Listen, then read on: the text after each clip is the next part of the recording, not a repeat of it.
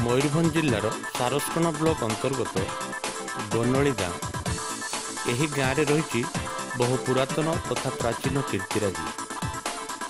एक पुरातन एवं विशाल बरगछ मूल एबे भी पूजा पाउचंती कला मुगुनी पत्थर रे गढ़ा बहु पुरातन कनक दुर्गा एवं आंठुआ गोपालंकर मूर्ति। गाँ लोकों कहवा अनुଯାयी एसबू मूर्ति बहु प्राचीन एवं पुरातन एवं एसबू माटी तलू खड़ी बाहर करा जायछि।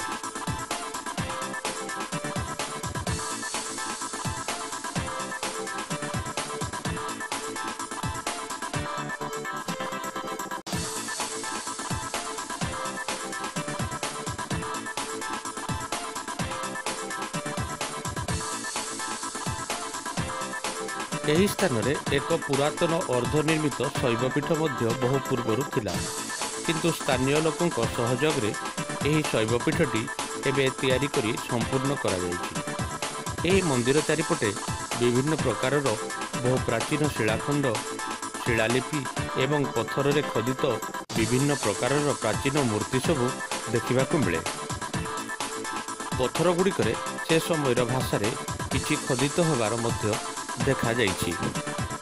कला पहाड़ समय कथा से समय गोविंद दास बाबाजी बोली जड़े थिले। से कही जाइथिले जे मो मोल ये सब जहाँ अच्छी उद्धार हो पारनी, आउ जड़े बाबाजी आसबे से एगा सब उद्धार करेंगे। से यू चलीगले उदला चलीगले। तापर स्वामी रसानंद मेरू मठे थिले, ताकर सेठी साधु मान सहित टे कि मनांतर है बेलू से पलि गले ज्योति पहाड़ी। ज्योति पहाड़ी जाकि सेठी किछि दिन रहिले। आम गाँव वयस्क लोक मैंने जाकि रिक्वेस्ट कले आम मंदिर सेठ को चलुन। से सेठू आसिले, आसी ये कूड़े कुड़िया घर था, से कुड़िया घर रहिले।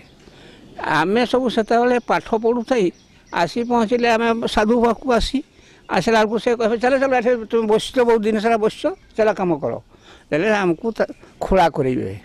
अन्य लोक भी खोली आमको खोला करेंगे। खोला कर सारी से सब मंदिर जो पत्थर सब बाहला बा जो मूर्ति सब बाहला से ये रखी थे। हठात से मन एठी खराब है, से एठू पड़ी चलीगले। कौन कौन मूर्ति सब बाहर ना सब कहीपर ये मूर्ति थी ये बाहला ये मूर्ति माटी तलू 1962 मसीह रसानंद साधु एटकू आसिले। से झारखंड थे एमती वयस्क लोक 4-5 जन नहीं आसिले। से समय ये आम गाँव में यज्ञ है, यज्ञ हो हरिनाम कीर्तन है। आम से पढ़ू थी पाठ पढ़ू थी। तब घर को आसला बेलू जो आसी स्कूल को हम यहाँ करी साधु पाखे आसी बसा उठा करी। स्वप्न हुए परा राति से कहती ये खोल से ताड़ से जोटी कहती से खोलना मैंने गोटे मूर्ति बाहर से गोटे मंदिर इटार ना इटा माकड़ा पत्थर फाउंडेसन भाया था घर भाया छोटिया मंदिर बेसी बड़ आकार नहीं।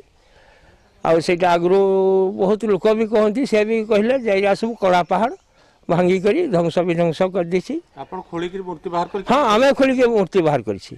हाँ बाहर करिछि माटी तलू यही जगार एरिया भितर गोटे शिव थिले स्वयं सर्प दीटा इमती।